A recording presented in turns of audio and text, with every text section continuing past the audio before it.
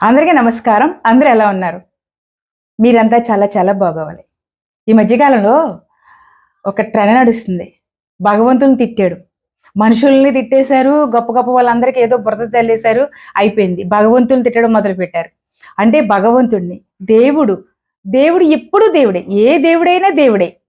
కాదంటే దైవ దూషణ మొదలుపెట్టారు. ఏ దేవుడిని ఎవరు విడిచిపెట్టట్లేదు. దీనివల్ల ప్రజల యొక్క మనోభావాలు దెబ్బతినేస్తున్నాయి. రిలేషన్‌షిప్స్ దెబ్బతినేస్తున్నాయి. వీళ్ళ వల్ల యువత పాడైపోతుంది. పెద్దవాళ్ళు ద్వారానే కదా!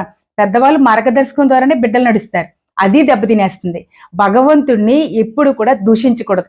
ఏ భగవంతుడైనా భగవంతుడే. అంటే భగవంతుడిని దూషించేస్తే మీరు నమాజ్ చేసి, పూజించి, ప్రేమించి, ఆరాధించే భగవంతుడిని మీరు భుజం మీద పెట్టుకుని, మిగతా దేవుడిని తిట్టేస్తా ఉంటే మీ భుజం మీద ఉన్న దేవుడు హర్షిస్తాడనుకుంటున్నారా? నెవ్వర్. అలా జరగదు. మనకు ఒక మత గ్రంథం ఉంది. ఆ గ్రంథాన్ని చదవడానికే మన జీవితం సరిపోదు. ఆ గ్రంథాన్ని చదివి అర్థం చేసుకుంటే మనము చాలా గ్రేట్ పర్సన్స్ అయిపోతాం. సో ఎవరి దేవుళ్ళని వాళ్ళే గౌరవించుకుని, ప్రేమించుకుని, ఆరాధించుకోండి. పక్క వాళ్ళు మాత్రం బాగా గౌరవించి రెస్పెక్ట్ చేస్తే మన యొక్క మనోభావాలు దెబ్బతినుకోకుండా అందరము ప్రేమించడము, సేవించడం నడుస్తూ ఉంటది. ఎట్టి పరిస్థితుల్లో భగవంతుడి దైవ దూషణ చేయకూడదు. చేస్తే అది మహా ఘోరం.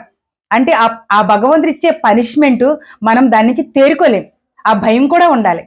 ఆ భయంతో అందరం ఉండాలి. అందరం కూడా చాలా ప్రేమగా ఉండాలని, మనం అందరం ఒకరినొకరిని ప్రేమించుకోవాలని, సేవించుకోవాలని భగవంతుడు చెప్పినట్లు నిన్ను వలె నీ పొరుగువారిని ప్రేమించాలని, నిన్ను నువ్వు ఎలాగైతే కాపాడుకుంటావో, ఎలాగైతే ప్రేమించుకుంటావో అందరినీ ప్రేమించాలని నేను మనస్ఫూర్తిగా కోరుకుంటూ విన్నవించుకుంటున్నాను. Thank you so much. Thank you for watching this video.